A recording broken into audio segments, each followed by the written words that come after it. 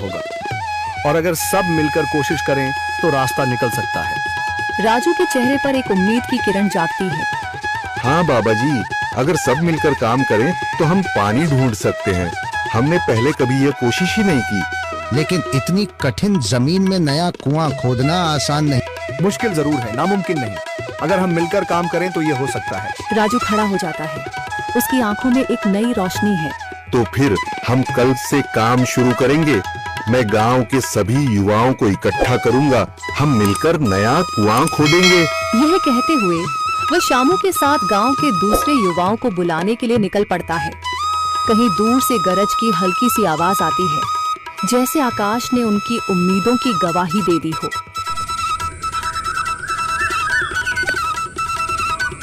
अगली सुबह राजू और शामू गांव के युवाओं को इकट्ठा करने निकल पड़े। चौधरी महेश की हवेली के सामने एक भीड़ जमा है।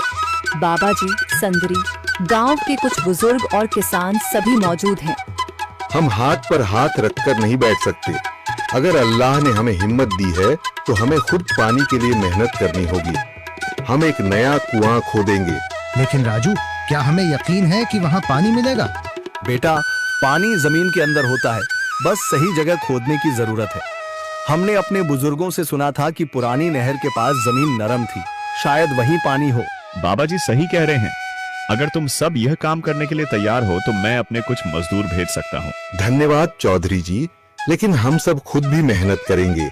यह हमारे गांव के अस्तित्व की लड़ाई है। संदरी, जो अब तक चुप थी, आगे बढ़ती है। हम औरतें भी पीछे नहीं रहेंगी। हम पानी लाने की व्यवस्था करेंगी, खाना बनाएंगी, ताकि तुम सब आराम से काम कर सको। यही हिम्मत चाहिए थी संदर। पूरा गांव एक नई उम्मीद के साथ कुआं खोदने की तैयारी में जुट जाता है। दूसरी ओर कुआं खोदने का काम शुरू हो चुका है। राजू, शामू और दूसरे युवा बेलचे चलाने लगते हैं। मिट्टी बाहर निकाली जाने लगती है। तेज गर्मी के बावजूद सब पूरी हिम्मत के साथ जुटे हुए हैं। दोपहर की तेज धूप, जमीन आग की तरह तप रही है। गांव के लोग लगातार कुआं खोदने में जुटे हैं। हाथ छिलने लगे हैं, माथे से पसीना बह रहा है, मगर किसी ने हार नहीं मानी। महिलाएं पानी और सत्तू लेकर आती हैं ताकि पुरुषों को कुछ राहत मिले। हमें और गहराई तक जाना होगा। अब तक सिर्फ सूखी मिट्टी और पत्थर ही निकल रहे हैं। राजू, यह बहुत कठिन काम है। अगर हमें पानी न मिला। अल्लाह मेहनत करने वालों को कभी निराश नहीं करता बेटा। तुम सब अपनी कोशिश जारी रखो, पानी जरूर निकलेगा। हिम्मत मत हारो। अगर अब रुक गए तो फिर कभी पानी नहीं मिलेगा। सभी फिर से जोश में आकर काम में जुट जाते हैं, मगर सूरज की तपिश बढ़ती जा रही है और कई लोगों की सांसें तेज चलने लगती हैं।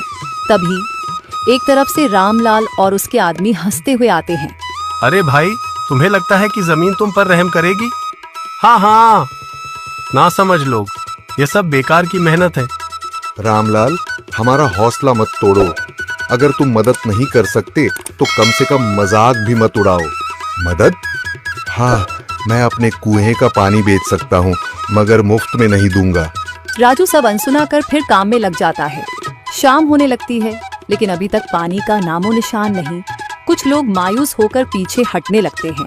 राजू, शायद रामलाल सही कह रहा है, यह सब बेकार है। नहीं शामू, हमें हार नहीं माननी। अगर आज हार गए तो फिर कभी हिम्मत नहीं कर पाएंगे। तभी अचानक फावड़ा किसी कठोर चीज से टकराता है। एक अजीब सी आवाज आती है। राजू चौंक कर देखता है और जल्दी जल्दी मिट्टी हटाने लगता है। अचानक एक ठंडी लहर महसूस होती है। सभी लोग दौड़कर आते हैं। जैसे जैसे मिट्टी हटती है, नीचे से गीली जमीन नजर आने लगती है। सब हैरान रह जाते हैं। सुभान अल्लाह, मैंने कहा था ना, अल्लाह हमारी मेहनत को झाया नहीं करेगा। राजू और बाकी सभी जोर लगाते हैं। कुछ ही पलों बाद अचानक मिट्टी के नीचे से पानी की एक छोटी सी धारा फूट पड़ती है। गांव वाले खुशी से चिल्ला उठते हैं। पानी, पानी निकल आया। यह अल्लाह की कुदरत है रामलाल, जिस पर तुम्हें यकीन नहीं था। पूरा गांव आनंद से झूम उठता है। लोग एक दूसरे को बधाइयां देते हैं। औरतें दुआ करने लगती हैं। कुछ दिन बीत चुके हैं। गांव वाले नए कुएं से पानी भर रहे हैं, खेतों को सींच रहे हैं और जिंदगी फिर से पटरी पर लौट रही है। मगर रामलाल अब भी अपनी